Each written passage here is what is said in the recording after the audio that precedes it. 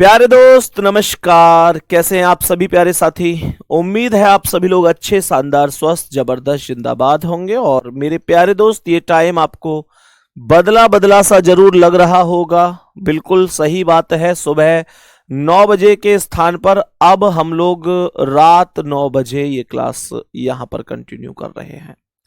क्या कारण है, क्यों जरूरत पड़ी ये क्लास इस टाइम लेने की, वो सारी चीजें आप लोगों के साथ शेयर करूंगा। अभी उन सब चीजों पर डिस्कशन हम लोग यहां पर करने वाले हैं।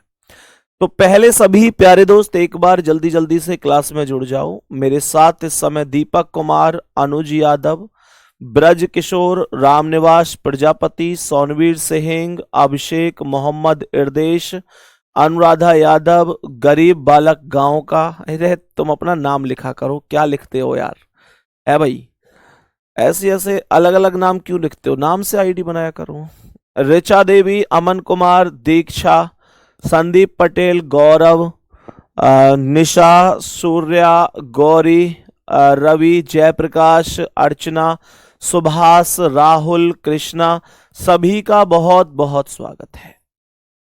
टॉपिक आप सभी प्यारे दोस्त जानते हैं कि जो टॉपिक चल रहा था वो चल रहा था डाटा सफिशिएंसी। जो हम लोगों का टॉपिक चल रहा था वो डाटा सफिशिएंसी चल रहा था, जिसे हम लोग हिंदी में कहते हैं आंकड़ों की पर्याप्तता। मेरी बात को जरा थोड़ा सा ध्यान से सुनेंगे।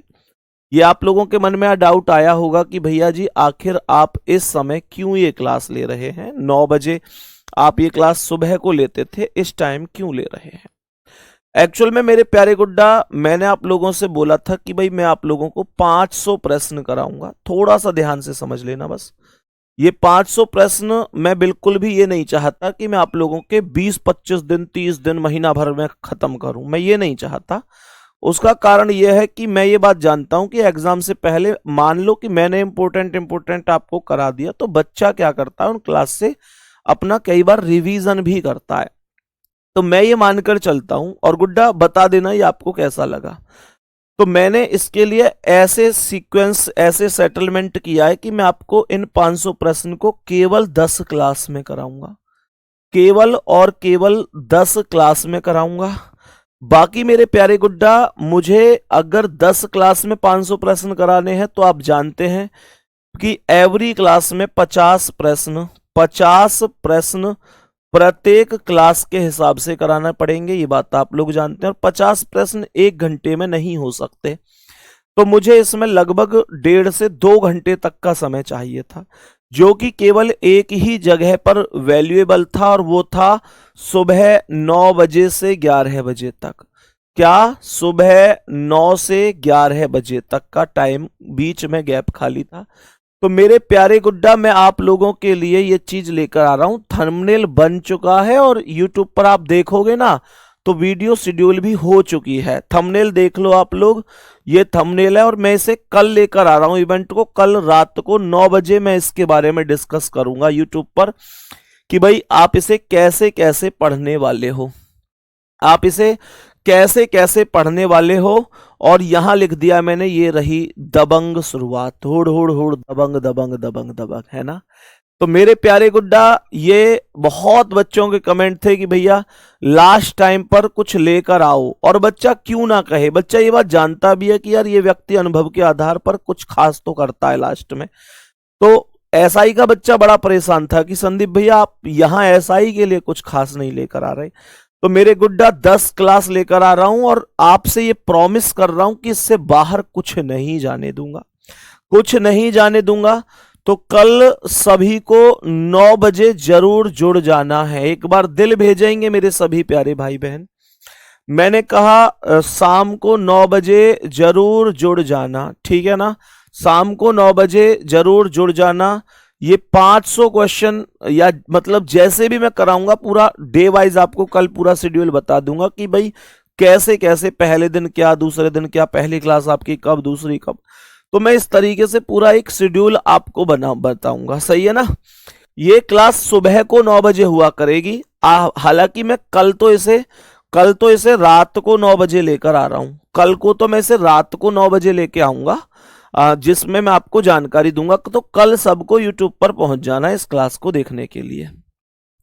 मैं इसे सुबह 9 बजे इस वजह से लेकर आ रहा हूं कि एकदम माइंड फ्रेश में आपको मैं ये क्लास दूंगा, ठीक है ना। 10 दिन आप मेरे साथ जुड़ जाना, 10 दिन आप मेरे साथ जुड़ जाना। मैं आपको रीजनिंग में एक मैक्सिमम स्कोर तक, है ना, मैक्सिमम स्कोर तक लेके जाऊंगा। ये क्लास रात में नहीं हुआ करेगी। जो ये दबंग सीरीज नाम रख दूं इसका, बताओ कैसी रहेगी? दबंग सीरीज है भाई, दबंग सीरीज नाम रख दे। ये क्लास मेरे प्यारे भाई मैं आपको कराया करूंगा सुबह को 9 बजे, लेकिन कल ये इंफॉर्मेशन है इसकी कि मैं कैसे कैसे आपको कराने वाला हूं। ठीक है गुड्डा, अपने सभी दोस्तों को बता देना इसके बारे में कि 10 क्लास लेकर आ रहे हैं भैया, और पूरा रीजनिंग का गेम ओवर हो जाएगा। तो हाँ, अब मुद्दा ये उठता है कि कल सुबह 9 बजे, तो कल सुबह 9 बजे क्लास नहीं होगी। ये वाली क्लास जो आपके बैच की है वो कल शाम को ही होगी, लगभग 9:15 बजे, क्योंकि 9 बजे ये चलेगी तो ये 15 मिनट का इवेंट रहेगा, और फिर 9:15 बजे से आपकी ये वाली क्लास रहने वाली। अब ये क्लास आपकी जो ये बैच वाली क्लास है ये रात को ही 9 बजे हुआ करेगी। सुबह 9 बजे आपकी दबंग सीरीज वाली क्लास चलेगी। नाम बता दो एक बार कैसा है, दबंग सीरीज कैसा नाम है आपके लिए मेरे प्यारे गुड्डा? फिर मैं क्वेश्चन पर चल रहा हूं, इस क्वेश्चन को देखो। ये सारी चीजें मैंने आपको बढ़िया तरीके से बताई। ये यूट्यूब पर हुआ करेगी दबंग सीरीज गुड्डा, ये यूट्यूब पर हुआ करेगी। दबंग सीरीज एक दरोगा के नाम से मिलता जुलता भी शब्द है, इसलिए दबंग सीरीज हमने यहां पर नाम रखा है। तो ध्यान रखना, इस बार यूपीएसआई में दबंग सीरीज सिलेक्शन का रोल निभाने वाली सीरीज है। नाम पसंद नहीं आया क्या गुड्डा आप लोगों को? एक बार जल्दी दिल भेजो सभी प्यारे दोस्त, कैसा नाम लगा? संजीवनी बूटी रखो भैया इसका नाम। अरे गुड्डा ऐसे बहुत नाम है, कुछ सोच समझ के ही रखा है मैंने। दबंग अच्छा नाम है, दबंग सीरीज। चलो, तो अब इस क्वेश्चन को ध्यान से देखो। क्वेश्चन आपके सामने है, पहले इस क्वेश्चन का आंसर मुझे बताएंगे कि क्या हो सकता है। क्वेश्चन का आंसर मुझे बताएंगे ध्यान से कि भाई क्या क्वेश्चन का करेक्ट आंसर हो सकता है। सवाल को ध्यान से समझ लो। कह रहा है ए बी का भाई है और सी और डी का बेटा है, ई बी के पति और एफ के पिता हैं। यह उत्तर देने के लिए कौन सी अतिरिक्त जानकारी की आवश्यकता है कि सी का ए के साथ क्या संबंध है? कहने का मतलब यह हुआ कि पूरा का पूरा मेरे प्यारे दोस्त आप लोगों को क्या करना है, पूरा का पूरा सीक्वेंस बनाना है। सारी चीजें एकदम सीक्वेंस बेस्ड बनानी है, और फिर देखना है कि सी का ए से क्या संबंध है। इस बात की जानकारी देने के लिए इन चारों ऑप्शन में से कौन से ऑप्शन की आवश्यकता पड़ेगी। बात समझ में आ गई? तो यहां पर ये पहला वाला कह रहा है कि ए बी का भाई है, तो मैंने कहा कि ए प्लस हो गया, और ए बी का भाई है तो ए प्लस है, और यहां पर बी लिख देंगे। कह रहा है सी और डी का बेटा है। देखना ध्यान से, ए बी का भाई है और सी और डी का बेटा है, तो जो ए है वो सी और डी का बेटा है, तो इसका मतलब सी और डी इसके मम्मी पापा हैं, अर्थात वो आपस में पति और पत्नी है। तो जो बी है वो भी इनका ही बच्चा होगा। बात समझ में आ गई? प्रीति कह रही है उसमें तो 9 PM लिखा यूट्यूब वाली क्लास में। गुड़िया आप समझी नहीं। मेरी छोटी बहन और मेरे सभी भाई ध्यान से सुनो, ये जो दबंग सीरीज के लिए कल मैं इवेंट लेकर आऊंगा, कल मैं इसमें आपको बताऊंगा कि आपके 10 दिन आप कैसे मेरे साथ पढ़ने वाले हैं, कैसे इनको आप पढ़ सकते हैं, कैसे आपको ये यूज करनी है। तो गुड्डा ये तो मैं आपको 9 बजे रात को बताऊंगा इसके बारे में। उसके बाद जब ये क्लास चला करेगी, ये जो 10 क्लासें होंगी ये सुबह 9 बजे होंगी। सुबह 9 बजे बढ़िया टाइम है ना, मतलब मैंने जानबूझकर सुबह 9 बजे लिया है। एक तो 2 घंटे लगातार की व्यवस्था नहीं बन रही थी शाम को, दूसरा कि सुबह को माइंड एकदम फ्रेश रहता है, एकदम फ्रेश रहता है, और ऐसे मतलब एकदम खुश होकर दिल खुश हो जाए जो, ठीक है ना, उस हिसाब से मैंने कि सबसे पहले मैं शुरुआत सुबह आके इस क्लास से ही किया करूंगा। सही है ना? तो ये बात आपको ध्यान रखनी है। तो मेरे और प्यारे साथी यहां तक उम्मीद करता हूं, तो यहां तक बात समझ में आ गई होगी। हाँ, बैच का टाइम रात को 9 बजे का हो गया है अब। सुनो अब ध्यान से। अब कह रहा है कि ई बी के पति और एफ के पिता हैं। तो जो ई है वो बी का पति है, बी के पति का नाम ई है, और ई अगर पति है तो प्लस हो गया, तो बी इसकी पत्नी हो गई। कह रहा है और एफ के पिता है, तो एफ के पिता कौन है? ई। और का प्रयोग पहले वाले के लिए होता है, तो एफ के पिता ई हो गए। सवाल कह रहा है यह उत्तर देने के लिए कौन सी जानकारी कि सी का ए से क्या संबंध है। क्या आप ये बता सकते हैं कि सी का ए से क्या संबंध है? सर, सी जो है वो ए की माता भी हो सकती है और पिता भी हो सकती है। बात समझ में आ गई?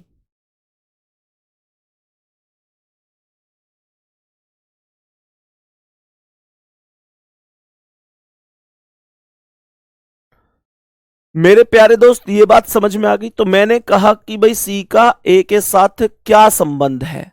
तो मेरे प्यारे गुड्डा देखो, सी का पहला कह रहा है बी सी और डी की इकलौती बेटी है। तो अगर बी सी और डी की इकलौती बेटी है तो इससे ये थोड़ी पता चलेगा कि सी का ए से क्या संबंध है।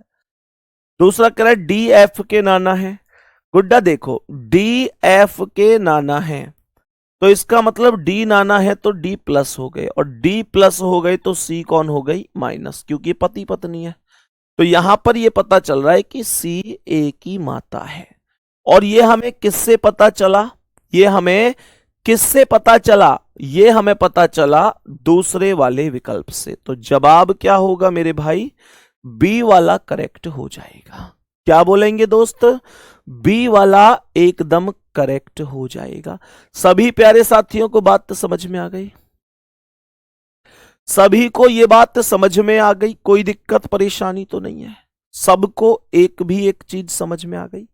चलो मेरे प्यारे गुड्डा, अब आगे बढ़ेंगे और ध्यान से देखेंगे इस प्रश्न का आंसर क्या है। ध्यान से देखो, एक और क्वेश्चन। भैया 500 क्वेश्चन कब से लाओगे? गुड्डा तुम लेट जुड़े हो। देखो, मैं कल आपके सारी चीजें आपको अनाउंस करने जा रहा हूं। कल रात 9 बजे हर चीज अनाउंस करने जा रहा हूं। ये रही दबंग शुरुआत। रीजनिंग का गेम ओवर। 10 क्लासें, एक क्लास में 50 क्वेश्चन कराऊंगा।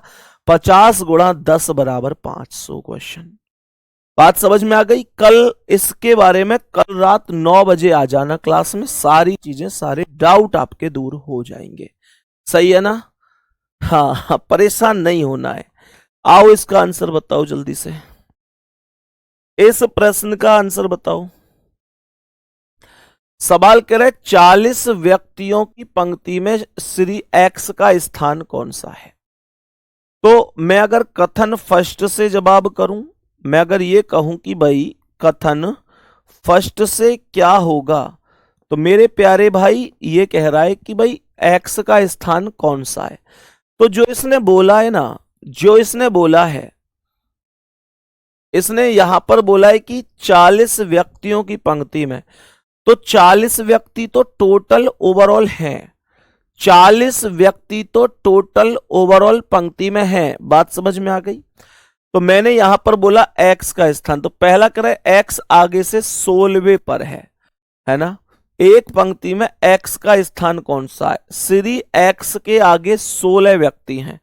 मानकर चलो गुड्डा यहां पर एक्स है और एक्स के आगे मतलब पहले 16 व्यक्ति हैं, तो मुझे बताओ एक्स का स्थान कौन सा होगा। भाई अगर मान के चलो मैं यहां पर खड़ा हूं और मेरे इधर साइड 16 व्यक्ति हैं, तो मेरा स्थान कौन सा होगा? 17वां ही तो होगा। अगर मेरे इधर 16 व्यक्ति हैं तो मेरा नंबर कौन सा है? 17वां ही तो है। तो इसका मतलब पहले वाले से वैल्यू बन रही है। भाई 16 ये वैल्यू है ही, और प्लस का 1 कर दो तो ये वैल्यू 17 हो गई। और अगर मैं कथन सेकंड से सॉल्व करता हूं, मैंने कहा कि इस क्वेश्चन का आंसर कथन सेकंड से सॉल्व करता हूं, तो देखो 40 व्यक्ति टोटल है और एक्स पीछे से 23वें पर है, तो मैं क्या बोलूंगा? टोटल 40 में प्लस का 1 करके माइनस का 23 कर देंगे। हाँ या ना? तो 40 में प्लस का 1 करके माइनस का 23 कर दिया जाएगा। सबको ये बात समझ में आ गई? क्योंकि ये बात क्लास का प्रत्येक विद्यार्थी जानता होगा। क्लास का प्रत्येक विद्यार्थी जानता होगा। और आप लोग कैसे जानते होंगे? आपको पता है कि भाई मेरे टोटल अगर 40 है तो उसमें एक जोड़ दो और इसकी एक साइड जो स्थिति दे रखी है उसे घटा दो, दूसरी साइड आ जाएगी। तो यहां पर इससे भी हमें वैल्यू पता चल ही रही है, कोई दिक्कत नहीं है। सभी मेरे प्यारे दोस्त बताएंगे किसी को कोई दिक्कत परेशानी। और यहां पर कह रहा था x के आगे 16 व्यक्ति हैं, 16 आगे तो इसका नंबर 17वां है। तो मेरे प्यारे गुड्डा ऐसे कर लो या ऐसे कर लो, दोनों से ही मेरा क्वेश्चन सॉल्व हो पा रहा है। मुझे इससे भी एक निश्चित वैल्यू प्राप्त हो रही है और इससे भी एक निश्चित वैल्यू प्राप्त हो रही है। अब आप लोग ये बिल्कुल मत सोचना कि यार दोनों से वैल्यू अलग अलग प्राप्त हो रही है, एक से 17 प्राप्त हो रही है, एक से 18 प्राप्त हो रही है। मतलब इस बात से मतलब नहीं है, मतलब यह है कि प्राप्त तो हो रही है ना। फर्स्ट क्वेश्चन का आंसर डी होगा। सर समझ नहीं आया, प्लीज बताओ, अभी चेक करा देता हूं। तो इसका जवाब होगा कि या तो आप फर्स्ट से कर लो, या तो आप फर्स्ट से कर लो, या आप सेकंड से हो जाएगा। या तो फर्स्ट या सेकंड से। सेकंड प्रश्न का उत्तर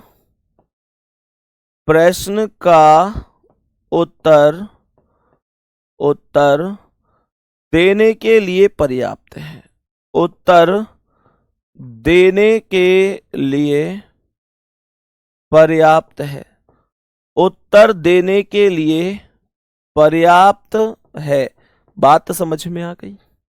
दूसरा, यहां पर किसी ने कहा है कि ए सी का बेटा है, क्या इससे नहीं होगा? अरे मेरे भाई, अब मुझे एक बात बताओ, ये कह रहा है कि ए सी का बेटा है, तो अगर मैं ए को बेटा बनाऊंगा तो सी का जेंडर थोड़ी ना पता चलेगा। है भाई, थोड़ा सा तो यार दिमाग लगाया करो। अगर चौथे वाले से करोगे तो चौथा कह रहा है ए सी का बेटा है और क्वेश्चन पूछा है कि सी का ए के साथ क्या संबंध है। तो आपको जो जेंडर डिस्कस करना है, जो जेंडर क्लियर करना है, वो जेंडर सी का क्लियर करना है। आपको ये बताना है सी कौन है।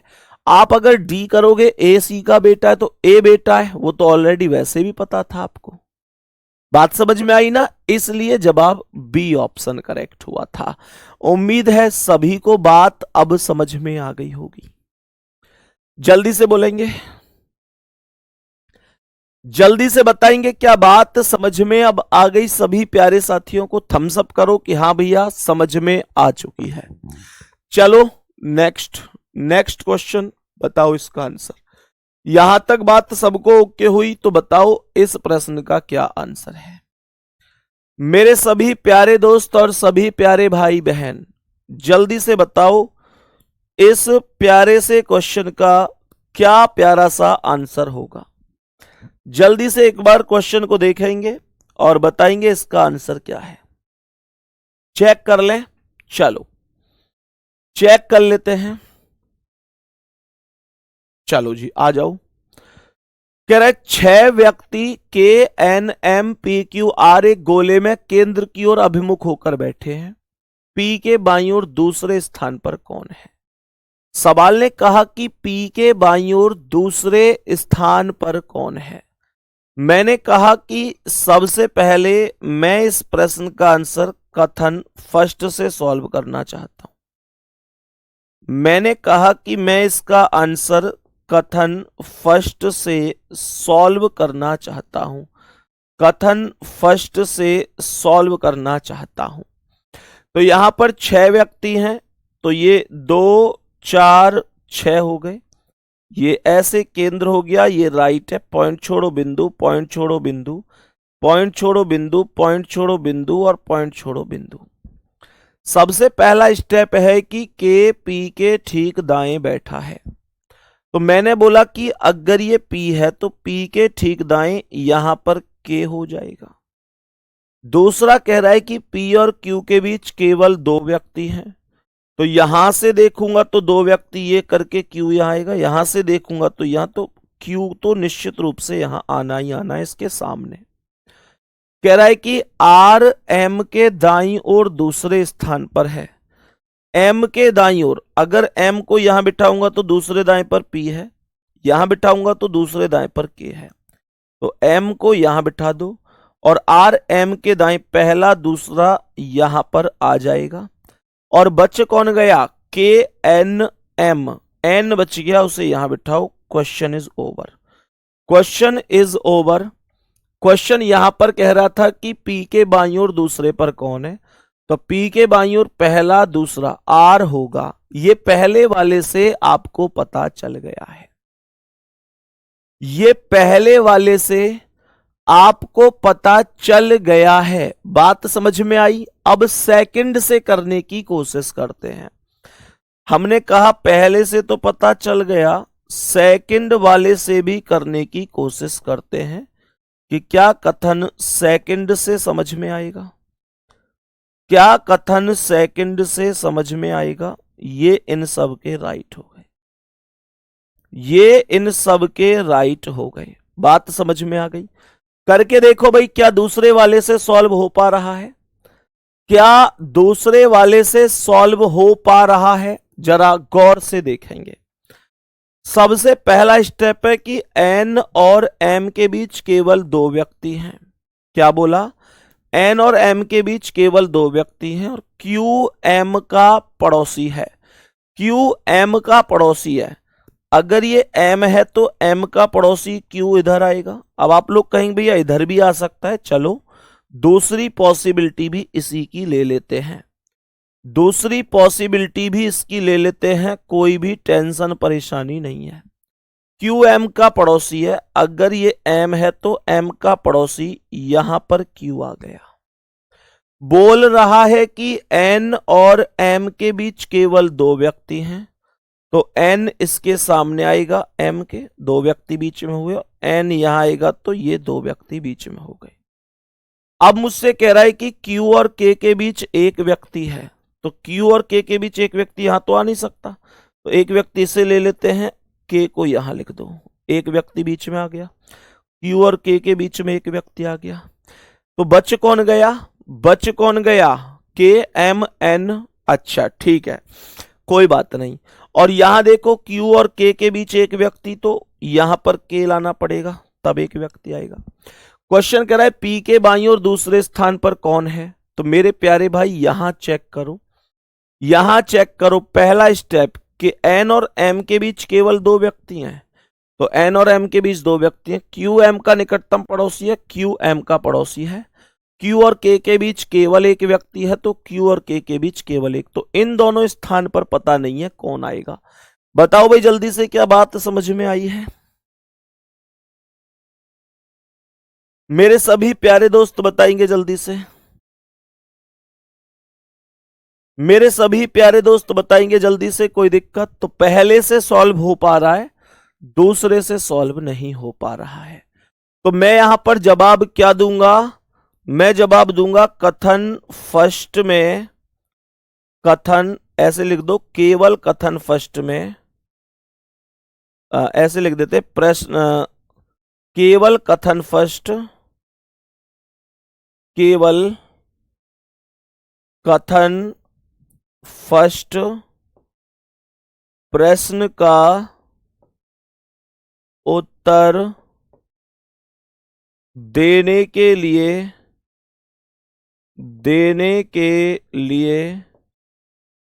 पर्याप्त है, देने के लिए पर्याप्त है। केवल कथन फर्स्ट प्रश्न का उत्तर देने के लिए पर्याप्त है। धर्मेंद्र चौधरी भाई आप बाद में जुड़े हैं, मैंने सब कुछ डिटेल बता दी है आप लोगों को। यार मैं एक बात को प्लीज बार बार रिपीट नहीं कर सकता, माफी चाहूंगा दोस्त।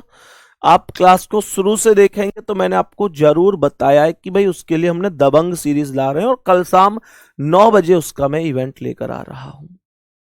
नेक्स्ट अगले सवाल पर आ जाते हैं। नेक्स्ट क्वेश्चन आपके समक्ष आपके सामने है। मेरे सभी प्यारे दोस्त बताएंगे इस प्रश्न का करेक्ट आंसर क्या होगा। बोलो भाई जल्दी से, जल्दी से बताएंगे इस प्रश्न का करेक्ट आंसर क्या है। इस प्रश्न का करेक्ट आंसर क्या है, और पहले पढ़ेंगे कि क्वेश्चन क्या कह रहा है।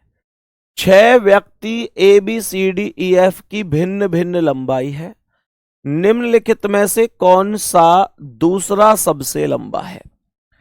दूसरा सबसे लंबा कौन है, ये क्वेश्चन पूछा जा रहा है। दूसरा सबसे लंबा व्यक्ति पूछा, यानी ऊपर से हाईएस्ट से दूसरा देखना है। तो मैं कथन फर्स्ट से क्वेश्चन को सॉल्व करने की कोशिश करता हूं। कथन फर्स्ट से क्वेश्चन को सॉल्व करने की कोशिश करता हूं। जरा ध्यान से देखिएगा सभी प्यारे साथी। सवाल ने कहा कि एफ केवल एक व्यक्ति से लंबा है। टोटल 6 व्यक्ति हैं। तो देखो 1 2 3 4, ऐसे समझो ना, 1 2 3 4 5 6। सवाल ने कहा है कि एफ केवल एक व्यक्ति से लंबा है, तो एफ नीचे से दूसरे पर आएगा, केवल एक व्यक्ति अर्थात इससे लंबा है, बाकी सबसे छोटा होगा, बाकी सबसे छोटा होगा। कह रहा है कि सी ए से लंबा है लेकिन ई से छोटा है। कह रहा है सी ए से लंबा है। मैं इन सब को यहां पर इन सब को हटा देता हूं। मैंने कहा क्योंकि उनकी जानकारी नहीं है।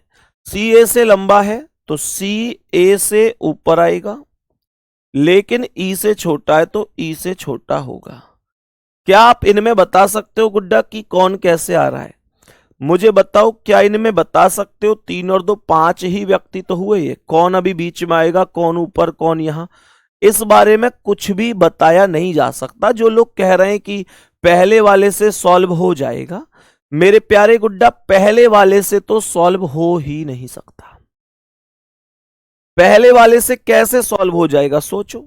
यहां पर देखो ये ई सी ए, ई सबसे ऊपर आएगा या ई के ऊपर बचा हुआ? क्योंकि देखो ई सी ए और एफ तो आपने लिख दिए, लेकिन ना भी डी आया ना ना ना यहां पर बी आया।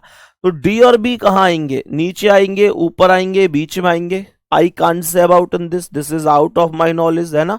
तो मेरे दोस्त मैं दूसरे कथन की ओर जाऊंगा, पहले से नहीं हो सकता। सही है। मैंने कहा कथन सेकंड से करने की कोशिश करते हैं। कथन सेकंड से करने की कोशिश करते हैं इस क्वेश्चन को। सवाल कह रहा है ए एफ और बी दोनों से लंबा है। तो ए एफ से लंबा है और जो ए है वो बी से भी लंबा है। ए एफ से लंबा है और ए बी से भी लंबा है। ई सबसे लंबा नहीं है, तो इसका मतलब सबसे ऊपर ई नहीं आएगा, तो बाकी तो कहीं भी आ सकता है। मतलब ये हुआ कि 1 2 3 4 5 6, तो जो ई है वो यहां पर नहीं आ सकता, लेकिन बाकी तो कहीं भी आ सकता है। तो यहां भी मैं इस बात को बता नहीं सकता। तो मेरे प्यारे भाई, मैं फर्स्ट से इस प्रश्न का आंसर नहीं दे सकता, मैं सेकंड से भी इस प्रश्न का आंसर नहीं दे सकता। अब क्या करूंगा, मैं यहां पर कथन फर्स्ट व सेकंड को मिलाकर क्वेश्चन करूंगा। कथन फर्स्ट व सेकंड से, है ना, फर्स्ट व सेकंड से मिलाकर क्वेश्चन करूंगा। तो आपको मिलाकर ये बात पक्का पक्का समझ में आएगी कि भाई 6 व्यक्ति हैं। तो 1 2 3 4 5 6 आप मिलाओगे तो पता चलेगा नीचे से दूसरे पर एफ है, नीचे से दूसरे पर एफ है, अर्थात यहां आपको फिर ये पता चलेगा प्यारे गुड्डा, ध्यान से देखना, जब आप इनको मिलाओगे तो आपको एक बात पता चलेगी कि ई सबसे ऊपर नहीं आ सकता। अगर ई सबसे ऊपर नहीं आएगा तो फिर तो इसका मतलब यह हुआ कि ई को आपको यहां लिखना पड़ेगा और ये सी और ए यहां पर आ जाएंगे, हाँ या ना। क्यों? क्योंकि बी जो है वो ए से छोटा है, तो बी को मैं यहां पर रखूंगा। बच कौन गया? डी, उसे यहां रखना पड़ेगा। ये पूरा सीक्वेंस बनेगा D E C A F B. Copy करो जल्दी से। मैंने पूरा सीक्वेंस बनाया D E C A F B और मेरा जवाब आया फर्स्ट और सेकंड से मिलाकर। विनीत कुमार कह रहे हैं सर सुबह 4 बजे से जगे हैं, अब नींद आने लगी है, क्या ही किया जाए। कोई बात नहीं विनीत, सो जाओ बाबू। को नींद वैसे भी आ रही तो कुछ नहीं कर पाओगे, तुम सो गई तो सो जाओ मेरे शेर, सो जाओ, ठीक है, सो जाओ। सुबह उठ के पढ़ लेना, पढ़ सको तो। बताओ जल्दी से बताओ इसका आंसर क्या है। तो मैंने यहां पर क्या बोला? मैंने बोला कि फर्स्ट व सेकंड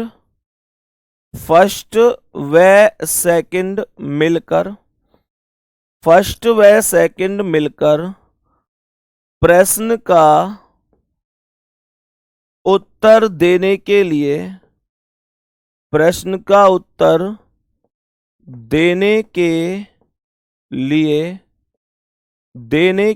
लिए पर्याप्त है।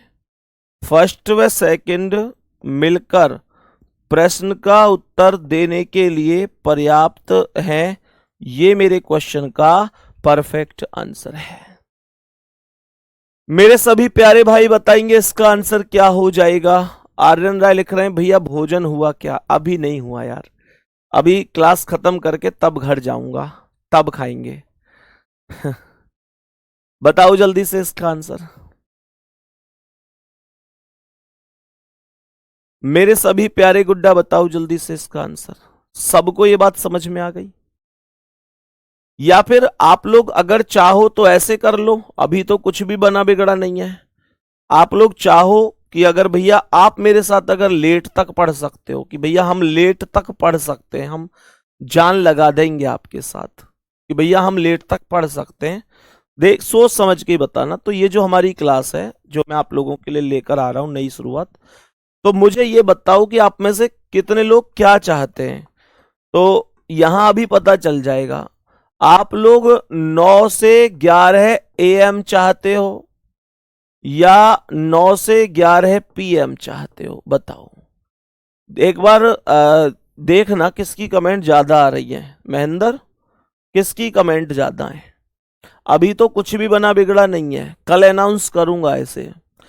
अगर ये हो कि भैया हम सुबह सुबह पढ़ना चाहते हैं इसे 9 से 11, तो आप सुबह पढ़ लीजिए। और आपको यह है कि भैया सुबह नहीं, शाम को पढ़ेंगे एकदम मेहनत से, तो आप रात को पढ़ लीजिए। फिर रात को आपकी समस्या होती है भैया नेटवर्क खत्म हो गए, नेट नहीं है, अब ये दिक्कत है, अब वो दिक्कत है। पोल लग सकता है भाई इसमें है गुड्डा?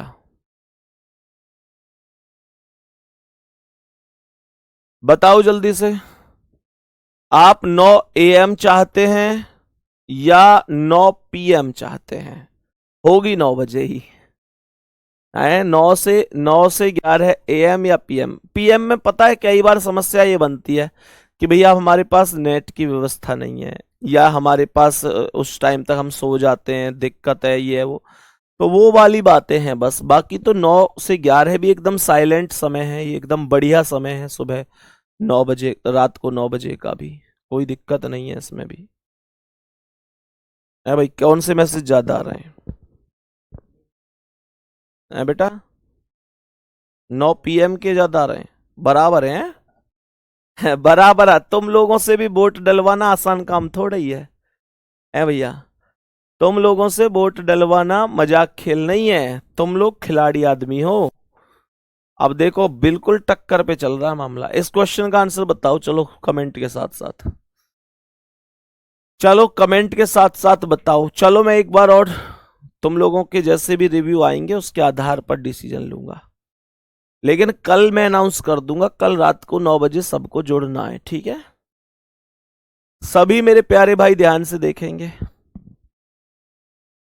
सभी मेरे प्यारे भाई ध्यान से देखेंगे क्या कह रहा है ये सवाल। क्या कह रहा है सवाल? ने कहा है कि 5 व्यक्तियों को अलग अलग रंग पसंद है, निम्न में से किसे सफेद रंग पसंद है? जरा ध्यान से देखो, निम्न में से किसे सफेद रंग पसंद है? बताओ जल्दी से। तो मेरे प्यारे गुड्डा बताओ, कोशिश करो इस क्वेश्चन को जवाब देने की। मैं सबसे पहले इसे सॉल्व करता हूं तो बताएंगे कि कथन फर्स्ट से। मैं सबसे पहले इसे कथन फर्स्ट से सॉल्व करूंगा, कथन फर्स्ट से सॉल्व करूंगा, कथन फर्स्ट से। बेटा लग पा रहा हो पोल? लगा देगा तू आज के, या पोल कल तक ही ले जाएगा तू? है भाई मेरे शेर, लगा देगा आज ना? 9, अरे 11 है, 10 नहीं है। 9 9 सुबह लिख, AM PM नहीं लिख। मेरे शेरन ने कुछ ने पता ना AM और PM की। 9 सुबह लिख दे, 1 में शाम लिख दे। SUBAH मॉर्निंग लिख दे मेरे शेर। तू भी खिलाड़ी आदमी, तेरा ब्याह क्या करवा दिया हमने। मॉर्निंग लिख इसमें। अब तो कम से कम अंग्रेजी सीख ले, थोड़ी बहुत बोल ले करवा के सामने। मॉर्निंग, यहाँ इवनिंग लिख दे। No evening. दो ही ऑप्शन रखने हैं बस। EVE मेरे शेर, EVE गलत लिख रहे हो तो इवनिंग की स्पेलिंग है EVE। आई की जगह ई कर दे, खिलाड़ी लगा दे। हाँ मेरे प्यारे भाई, 60 सेकंड के लिए पोल लगाए, जल्दी से जवाब दो। 60 लग गया पोल। 60 सेकंड के लिए पोल लग रहा है, जल्दी से जवाब दो। चलो जल्दी से जवाब दे दो। 60 सेकंड के लिए पोल लगाए, 50 सेकंड और बचिए। इस पोल पर जवाब दो। 9 मॉर्निंग या 9 इवनिंग चाहते हो? देखियो पोल पे भी बराबर बराबर परसेंट देंगे ये। देखो ध्यान से, कथन फर्स्ट से करने की कोशिश करते हैं। तो 5 व्यक्ति हैं। तो मेरे प्यारे भाई, पहला क्या लिख रहा है? एम को ना तो गुलाबी रंग पसंद है ना हरा। एम को ना तो गुलाबी रंग पसंद है ना हरा पसंद है। तो मेरे प्यारे गुड्डा देखो, एम को ना तो गुलाबी, ये कह रहा है कि सफेद किसे पसंद है। तो इसमें देखो सफेद का कोई जिक्र ही नहीं हुआ है, तो पहले से तो ये नहीं होगा। कह रहा है पी को ना तो लाल ना नीला, यहां भी सफेद का कोई जिक्र नहीं, दूसरे में तो इससे भी नहीं होगा। तो ये हो सकता है बस दोनों से मिलाकर। ये हो सकता है दोनों से मिलाकर। खत्म हो गया भाई पुल। कितने कितने परसेंट आए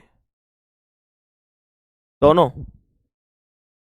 देखो मेरे भाई, मेरे सभी प्यारे दोस्त, देखो तो दोनों को मिलाकर इसे करने की कोशिश करते हैं। मैंने कहा देखो, एक तो इसमें नाम देख लेते हैं क्या क्या नाम है। एक तो एम नाम आया है इसमें, एम नाम आया है, एम नाम आया है। एम के अलावा जो नाम है वो एन है, एन। एन के अलावा क्यू और पी है, क्यू और पी है। और इनके अलावा ओ है, ओ। अब ध्यान से समझना, कह रहा है एम को ना तो गुलाबी ना हरा।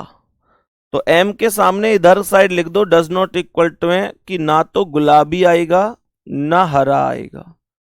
तो डज नॉट इक्वल टू का मतलब होता है कि इसके सामने गुलाबी और हरा नहीं आएगा। एन को ना तो गुलाबी ना नीला, तो एन के सामने लिख दो ना तो गुलाबी आएगा ना नीला आएगा, ना गुलाबी ना नीला। क्यू और पी दोनों नीले और गुलाबी पसंद नहीं करते। तो जो क्यू है वो नीले और गुलाबी नहीं करता, गुलाबी नहीं करता और नीला नहीं करता। बाकी जो पी है वो भी न गुलाबी पसंद करता है न नीला पसंद करता है। कह रहा है पी को ना तो लाल ना नीला, तो पी के सामने लाल भी नहीं आ सकता भाई। पी के सामने लाल भी नहीं आ सकता। क्यू को हरा रंग पसंद नहीं है, तो क्यू के सामने हरा नहीं आएगा, हरा नहीं आएगा। सही है जी, बहुत बढ़िया। कह रहा है गुड्डा ओ को ना तो लाल ना हरा, तो ओ के सामने ना तो लाल आएगा ना हरा। ओ के सामने ना तो लाल आएगा ना हरा आएगा। आगे कह रहा है क्यू को लाल पसंद नहीं है, तो क्यू के सामने लाल भी नहीं आएगा। अब जरा ध्यान से सुनना मेरे भाई, सबसे ज्यादा जिसके सामने जिसके लिए मना हुई है उसे देखेंगे। ध्यान से समझना। तो यहां पर ये क्या कह रहा है? मैंने कहा ये लाल, हरा, गुलाबी और नीला।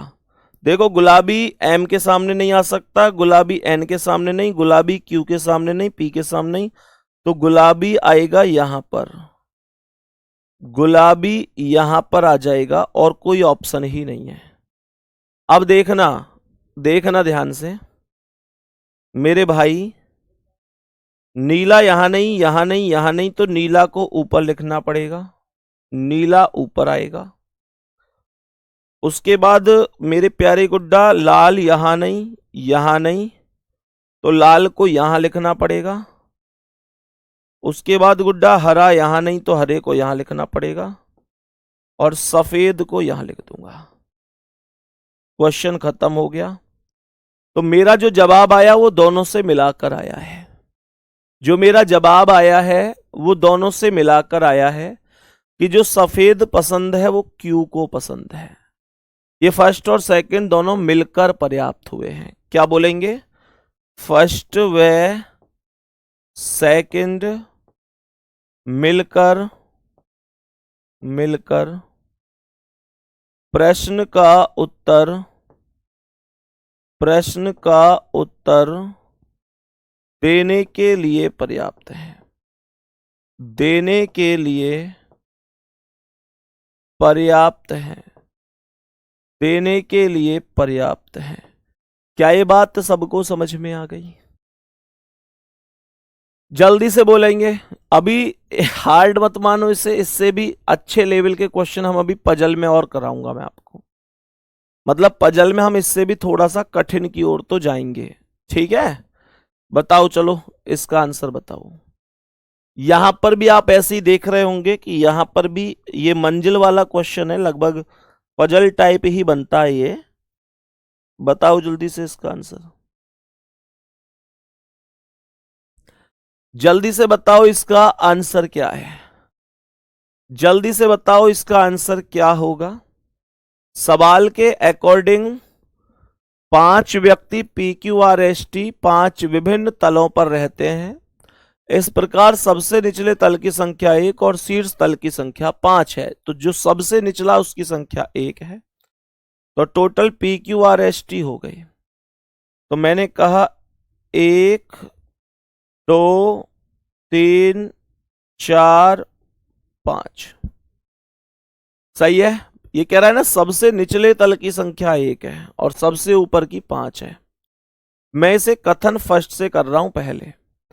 कह रहा है Q और T के मध्य 3 व्यक्ति। हमसे क्वेश्चन पूछा कौन चौथे तल पर रहता है, तो Q और T के मध्य 3 व्यक्ति हैं, लेकिन बात यह है ना कि Q ऊपर है या T ऊपर है, इस बारे में तो कुछ नहीं पता। कह रहा है R तीसरे तल पर रहता है, तो R को मैंने तीसरे तल पर रख दिया, लेकिन Q और T के बीच में 3 है, पर Q ऊपर है या T ऊपर है ये नहीं कह सकता, तो पहले से सॉल्व नहीं होगा। मैं दूसरे से करूं तो भी P और S के मध्य केवल एक व्यक्ति है, लेकिन P ऊपर है या S ऊपर है ये नहीं पता, तो इन दोनों को मिलाकर करने की कोशिश करते हैं। कैसे? सवाल ने कहा R तीसरे पर रहता है, P और S के मध्य केवल एक व्यक्ति है, तो मेरे भाई P और S के बीच एक व्यक्ति केवल तब आ सकता है जब P और S में से यहां पर व्यक्ति आएंगे। बात समझ में आ गई? और Q और T के बीच 3 व्यक्ति हैं और T R के ऊपर नहीं रहता है, तो T नीचे रहेगा और Q ऊपर रहेगा। लेकिन यहां पर मैं इसमें कंफ्यूज हूं, मतलब क्वेश्चन में मैं कंफ्यूज नहीं हूं, क्वेश्चन ही ऐसा है कि आप बता नहीं सकते। और कंफ्यूजन क्या है कि यहां चौथे पर P आएगा या S आएगा, या दूसरे पर P आएगा या S आएगा। और क्वेश्चन हमसे पूछा था कि बताओ कौन चौथे तल पर रहेगा, तो चौथे तल पर P भी रह सकता है और S भी रह सकता है। चौथे तल पर मेरे भाई P भी रह सकता है और S भी रह सकता है। तो मैं बोलूंगा फर्स्ट व सेकंड मिलकर भी, फर्स्ट व सेकंड मिलकर भी उत्तर देने के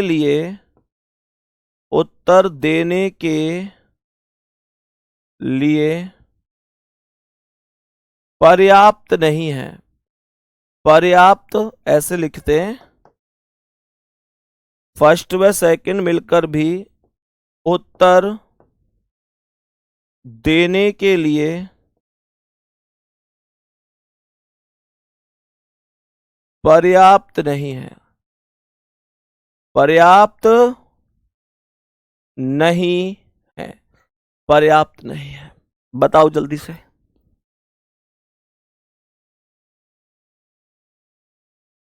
बताओ भाई, यहां तक बात सबको समझ में आई?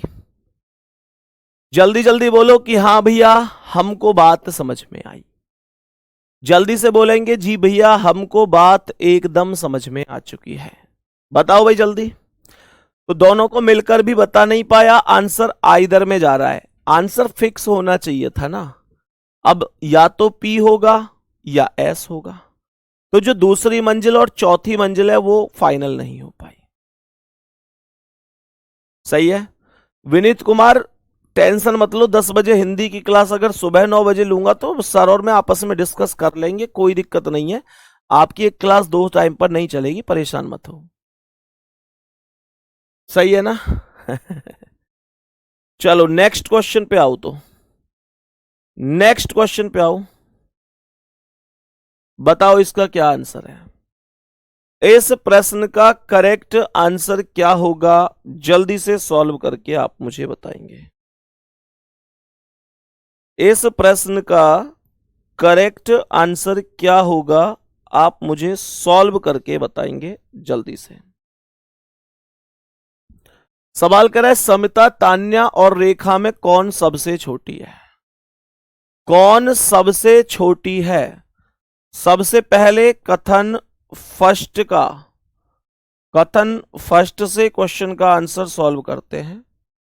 समिता रेखा से लंबी है, समिता रेखा से लंबी है, रेखा से लंबी है, समिता रेखा से लंबी है, रेखा तान्या से छोटी है। रेखा तान्या से छोटी है तो इसका मतलब रेखा नीचे आएगी किससे? तान्या से। तान्या को मैं समिता से ऊपर लिखूंगा या नीचे, इससे कोई मतलब नहीं है, लेकिन इसने सबसे छोटी पूछे तो रेखा सबसे छोटी है। तो पहले वाले से तो हो रहा है, क्योंकि रेखा समिता से भी छोटी है, रेखा तान्या से भी छोटी है, तो पहले वाले से तो सॉल्व हो रहा है। अब मैं यहां पर चलता हूं कथन नंबर सेकंड की ओर, कथन सेकंड पर। तो सेकंड कहता है कि रेखा सुरभि से छोटी है। सुरभि से छोटी है कौन? रेखा। तो रेखा यहां आ गई सुरभि से नीचे।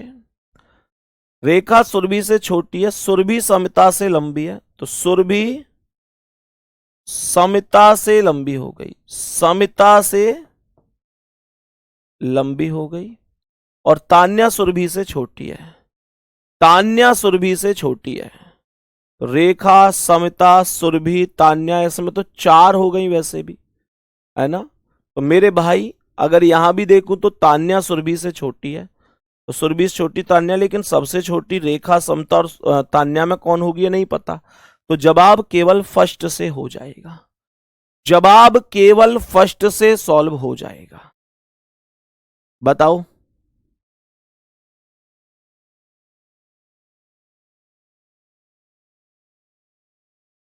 सभी मेरे प्यारे दोस्त बताएंगे, ठीक है। तो जवाब होगा कथन फर्स्ट, प्रश्न का उत्तर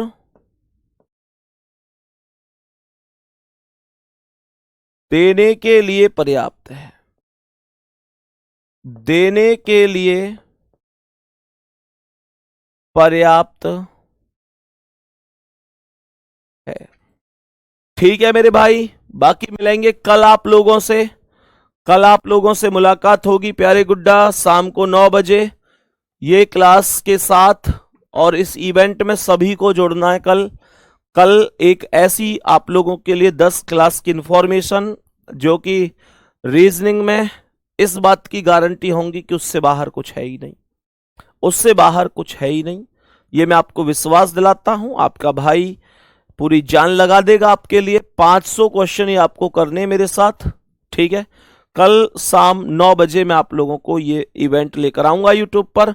अभी हाँ, सभी से इतना कहना है कि अभी यूट्यूब पर जाओ और लाइव सेक्शन में देखना, ये वीडियो आपको शेड्यूल मिलेगी और उस पर एक जाकर लाइक कर देना अभी, है ना, मुझे भी थोड़ा सा मनोबल मिलेगा। और एक लाइक कर देना और लिख देना कि भैया हम तैयार हैं कल के सेशन के लिए। तो अभी जाइए यूट्यूब पर, सुबह 9 बजे सॉरी शाम को कल 9 बजे इवेंट होगा, एक बार लाइक कर दीजिए उस पर। ओके गुड्डा, मिलते हैं आप लोगों से। बाकी आज की एक सेशन आपको समझ में आया होगा, कोई दिक्कत परेशानी नहीं है। ओके, थैंक यू, नमस्ते, जय हिंद, जय भारत।